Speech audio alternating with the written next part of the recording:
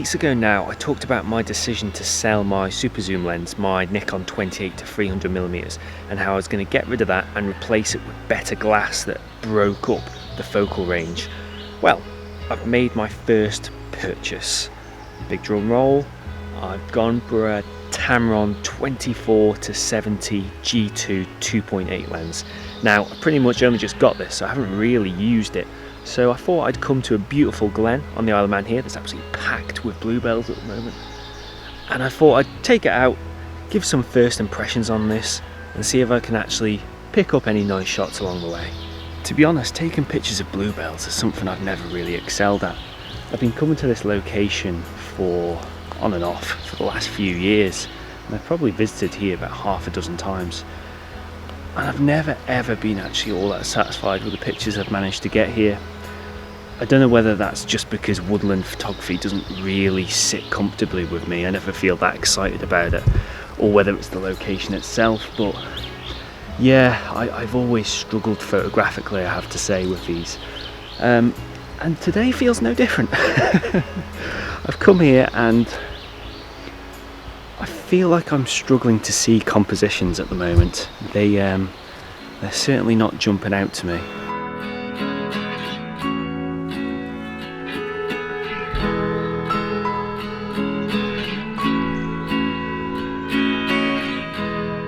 I think I've found a composition that has some potential, I feel, in the focal range that I'm testing on this lens.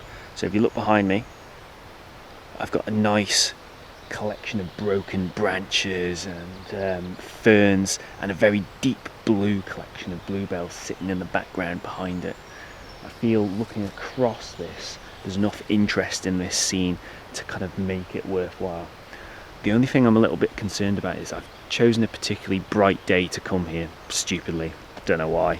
I didn't really think it through, but what that does is it creates lots of hot spots as the light comes through the tree. So I'm going to have to be very careful not to get any overexposure in those areas.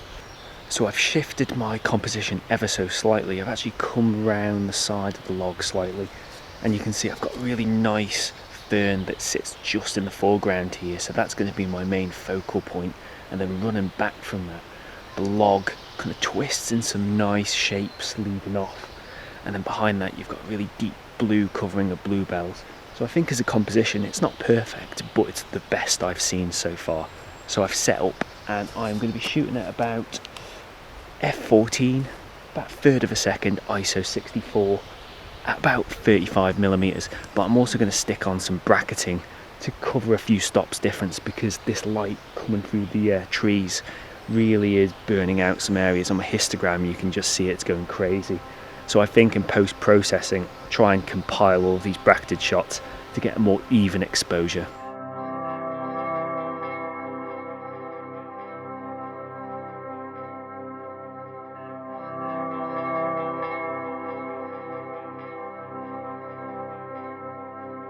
You know what? I'm actually pretty happy with how that shot's turned out, actually. Much better than I expected, and I've spent a bit of time on the LCD really zooming into each part of the image to get a feel for how this new lens is actually performing, and first impressions are amazing, absolutely amazing. The step up in sharpness from the super zoom previously to this is like night and day as far as I'm concerned. I feel that this lens is starting to unlock a little bit more of the performance of the D850 body. I'm seeing unbelievable sharpness from corner to corner across this image. So yeah, for a first shot I'm very, very happy. What I'm going to try to do now is try and find some other compositions that use a bit more the focal range. So at the moment I'm about 35mm, so I'm shooting quite wide. So I'm going to try something that shoots in at kind of like 70mm, and I'm going to see how it performs at that sort of range. But wow, yeah, this lens is a serious bit of kit.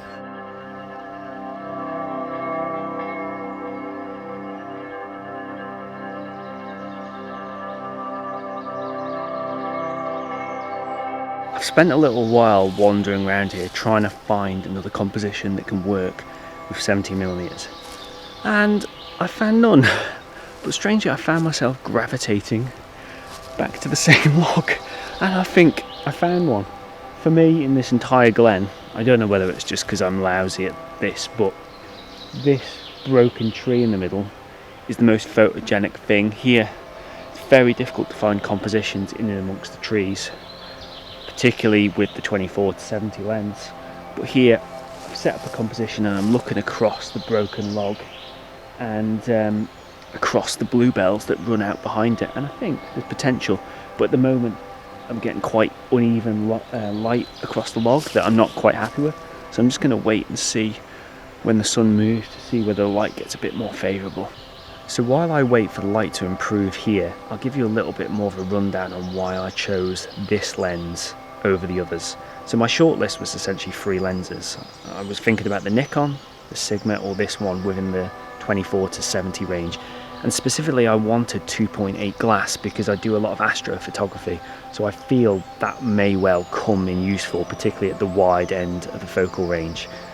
But my gut instinct initially was to just get the Nikon. I mean, I've got the D850 body, it makes sense, it's safe, dependable, but the more I did my research, the more I realised that perhaps I'm just falling for the marketing trap. I'm buying into the brand rather than the kit, and all research I did suggested that the actual difference between the third-party manufacturers and Nikon has really shortened in recent years. They've really upped their game to the point where the price difference between them, which is big, I think this was a third cheaper, maybe even a bit more.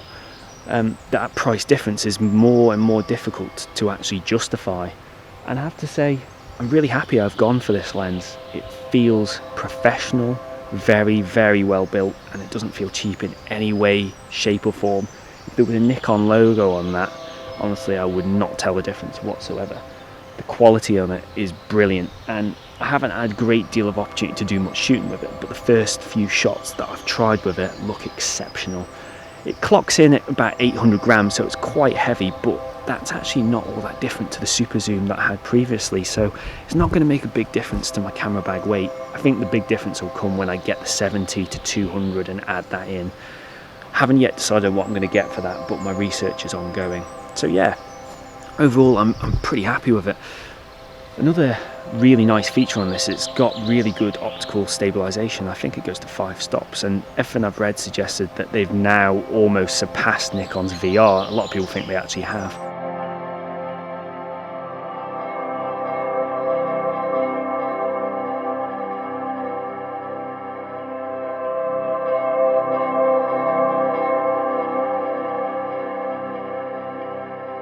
I feel that 70mm composition actually worked pretty well, so I'm happy with how that's come out.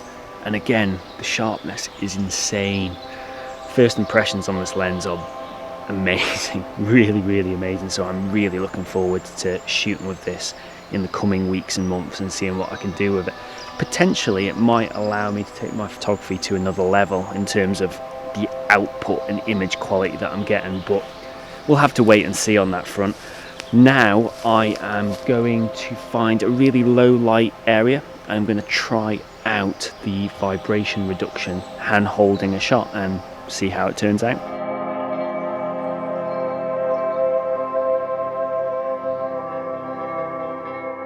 I've tested the VR system now on the lens, and I have to say Tamron have nailed it here. Obviously I've only tested it for a short while, but first impressions are really good. I was getting fairly sharp images right down to about 40th of a second, maybe even lower actually. I'd only be able to tell when I get home and actually look at it on a full scale monitor, but yeah, it looks really good. So for handheld shooting, this is going to work very well. I don't tend to do much handheld shooting myself, but I think it will come in handy a lot. Overall, I think Tamron have absolutely smashed it out of the park with this lens. I really do. First impressions are exceptional, and I really now think that photographers need to seriously ask themselves if they're getting value for money on some of the premium brands. I mean, for a fair comparison, I would need to get the Nikon and actually have a hands-on test with it myself, but all the research I've done and my first impressions with this Tamron lens suggests that this is perfectly adequate. This is a fantastic lens, and I can't see how you could get much higher performance out of it. It's so sharp all the way across the focal range, wide open and step down. It looks fantastic. It really does.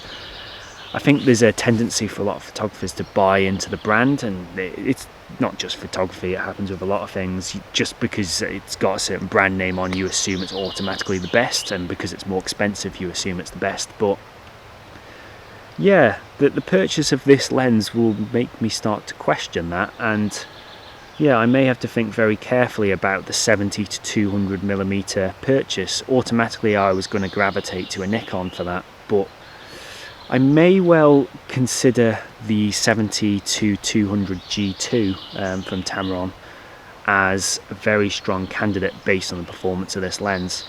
So yeah, from me, I would personally recommend the 24-70 G2. I think it's a fantastic bit of kit, and I'm very much looking forward to shooting with it over the coming months. So yeah, I think it's going to unlock a lot of sharpness that I've been lacking over the last few years using that super zoom lens. So yeah, it gets a recommendation from me.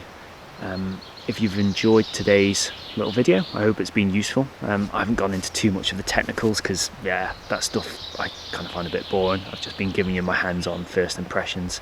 Hope it's been useful. If it has been useful, please subscribe to my channel, and I'll see you next time around.